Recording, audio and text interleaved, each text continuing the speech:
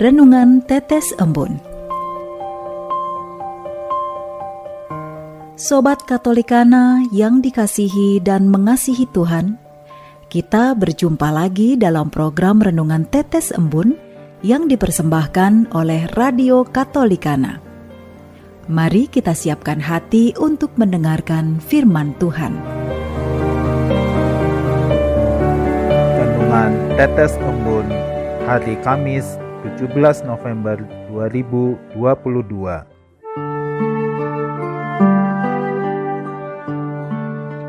Berdamai dengan diri sendiri.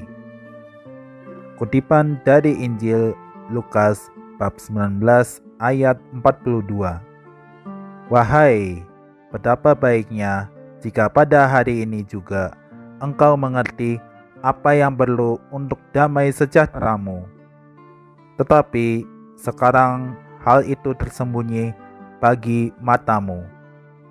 Sobat Katolikana, seorang sahabat bercerita bahwa di komunitas tempat biasa berkumpul ada seorang ibu parubaya yang awalnya menjadi pusat perhatian serta mendapat curahan empati yang melimpah dari nyaris semua anggota komunitas. Dengan kondisi kesehatan tubuhnya yang sakit-sakitan, sang ibu tetap semangat hadir dan berinteraksi dalam setiap kegiatan komunitas, membuat siapapun anggota komunitas menaruh peduli, respek, dan berusaha menjadi supporting system yang baik bagi mental serta kejiwaannya. Tujuannya adalah agar dapat mempertahankan kualitas kesehatannya, agar tak semakin memburuk. Tetapi itu semua tak bertahan lama. Pelan tapi pasti, hari lepas hari, ada saja anggota komunitas yang kena damprat olehnya karena dianggap bermasalah.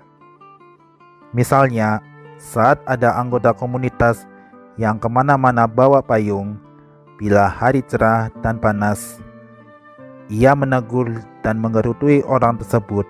Katanya, "Kamu tuh kok malah payungan melulu sih? Memang tidak tahu kalau sinar matahari itu sumber vitamin D yang bagus buat kulit dan tulang. Nanti kalau sudah sakit-sakitan seperti saya, baru menyesal dan tahu rasa." Dengan kata lain, apapun yang dilakukan anggota komunitas, sepertinya semua menjadi salah di matanya, seakan-akan yang lainnya tidak menaruh empati dan peduli dengan kondisi diri sang ibu. Akibatnya, pelan tapi pasti, satu demi satu, anggota komunitas malas dan mau berinteraksi serta berjumpa dengannya.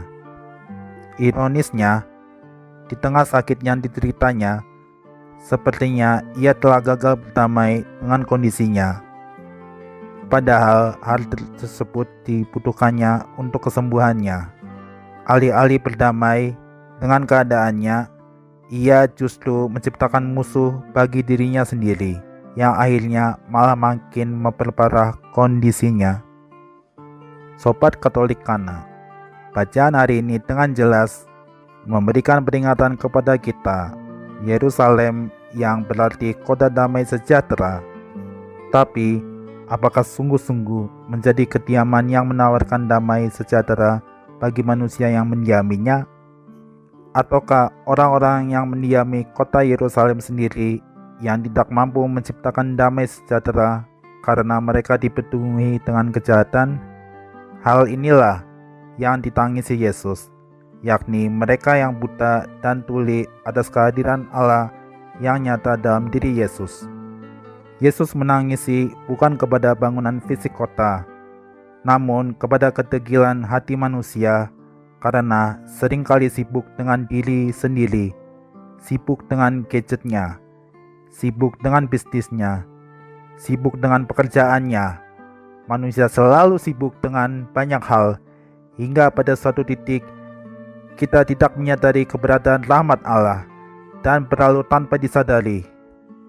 Ironisnya, ketika manusia berada di titik lemahnya, Mereka mengatakan Tuhan tidak mencintainya, dan manusia menangis. Alih-alih mendapat damai, manusia kehilangan sumber damai tersebut, menyalahkan Allah dan memperburuk relasi intim dengan Allah. Suatu renungan bersama, apakah kita sudah menjadi pribadi yang berdamai? Menjadi pribadi yang damai itu tidak mudah, karena hati harus senantiasa terarah pada Allah sumber damai sejahtera.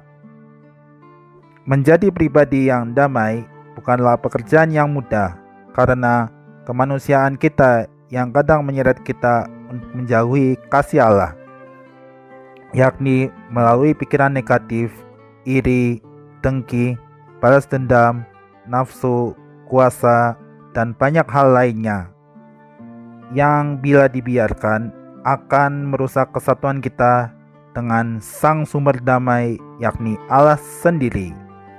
Damai sejahtera yang berasal dari Allah dapat kita terima melalui kesatuan yang intim, melalui ekaristi, doa, membaca, merenungkan kitab suci, dan melaksanakannya.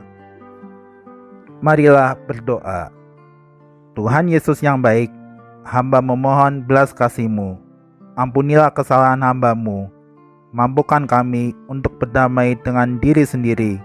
Mampukan kami menyadari hadirat-Mu. Berilah kami berkat-Mu, sebab hanya Engkaulah Tuhan dan penyelamatku, kini dan sepanjang masa. Amin.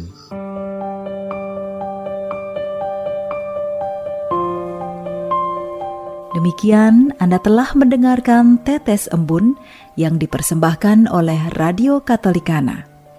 Renungan Tetes Embun bisa Anda simak di Radio Katolikana, media sosial Radio Katolikana, dan YouTube Katolikana. Terima kasih dan sampai jumpa.